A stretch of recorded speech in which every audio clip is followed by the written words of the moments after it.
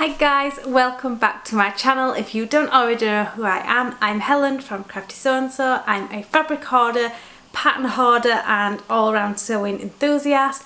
I love sewing and I have done since I was a child, though when I was a child I kind of thought myself more as a designer than the maker, but as I grew older I decided that the making was more interesting to me than the designing, and I can't really draw well, so it didn't work out my favour in the end.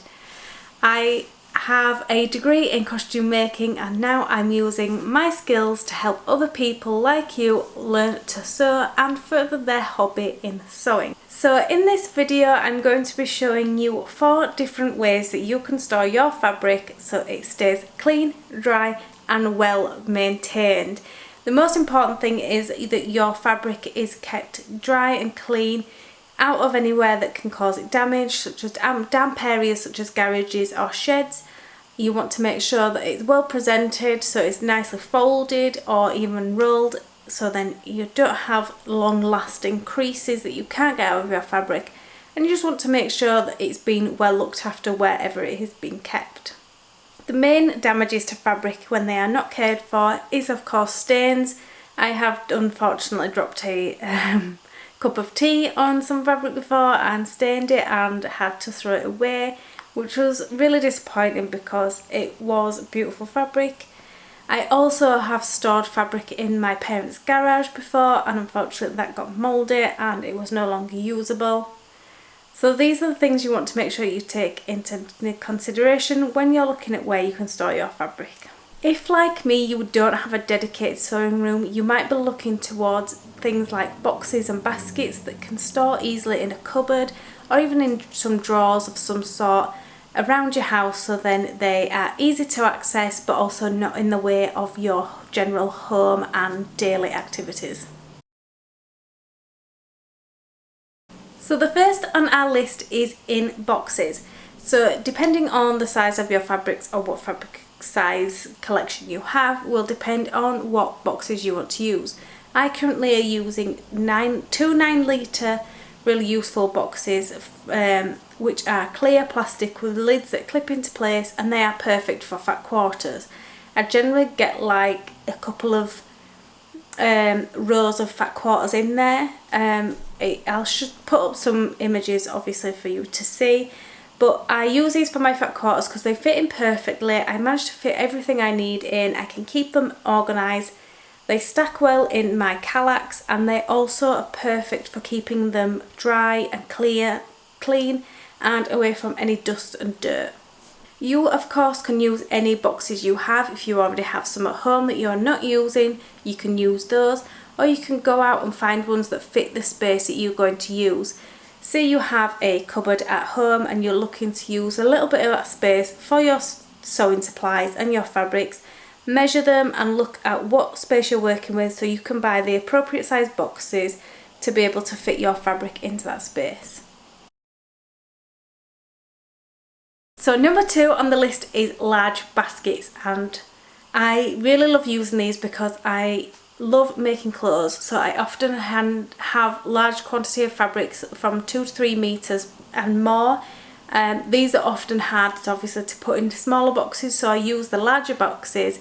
I use curver boxes, but I use curver baskets, but you can use any kind of baskets that you have around or that you can find to your disposal.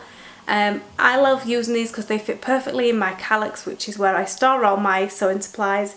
And they are really easy. They've got 2 handles, so they're really easy to lift out, carry around, and they just fit everything in I need.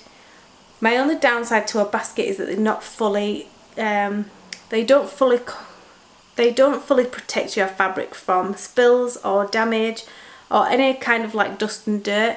Though if you plan to keep them in some sort of like cupboard or shelf system, then they are a little bit more protected than they would be if they were just sat out in the open. You can also use baskets in a number of different formats. If you want to use smaller baskets for the smaller pieces of fabric you've got, you can have like a basket for reds, basket for yellows and so on, and you know, kind of create a nice little colourway.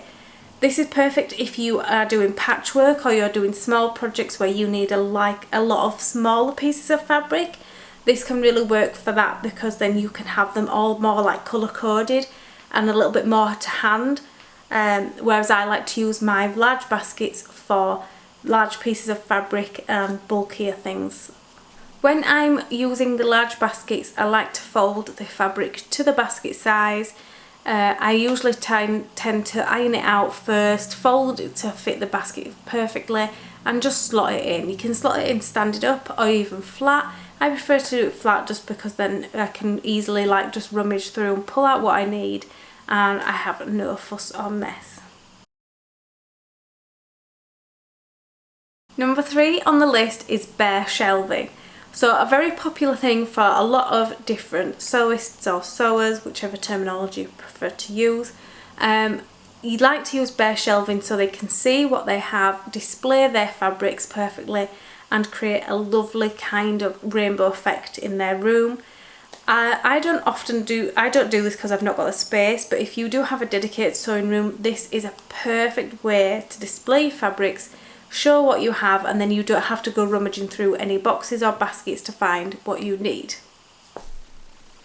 With bare shelving, you can do anything from just folding the fabric neatly to fit into the space that you're using, stack it up as so, and just see how it looks that way. You can do this with small pieces of fabric such as fat quarters and smaller, or you can use the same technique for bigger pieces such as 1 metre+ fabrics. I love this idea because it's aesthetically pleasing. If anyone has ever watched The Home Edit on Netflix, if you haven't, I do recommend it. It's not sewing related, but it is definitely organisation related, which really grabs me and my attention because I love being able to organise things as well as sew things. So that is a really great way to get some good ideas and tips on if you are looking to organise your home or just your sewing room in general. The most important part of using bare shelving or shelving for your fabrics is the fact that you can really organise them how you like. If you are using dress fabrics, you can organise them into fabric type or even by colour, and you've got full control of where things are and what things look like. It also makes it a lot easier for you to be able to find what you need quickly and easily without having to do a lot of rummaging or even mess up anything else in the process. I also really like this idea if you have a lot of fabric, because I think if not you could easily end up having too many boxes and too many baskets kind of stacked up around your room, and then that kind of creates a stressful environment, whereas if it's all laid out and displayed for you, then it's really just straightforward and simple, and you can kind of take a nice deep breath and be like, it's all there, I don't need to rummage, and I can just pick out what I need and go. And number 4 on our list is on cardboard rolls. So you can either use cardboard tubes, which you can often buy your fabric off of anyway, or you can use like the cardboard rolls, which it's generally quilted cotton and cotton that come on the cardboard backings. You can create this same look in your own home.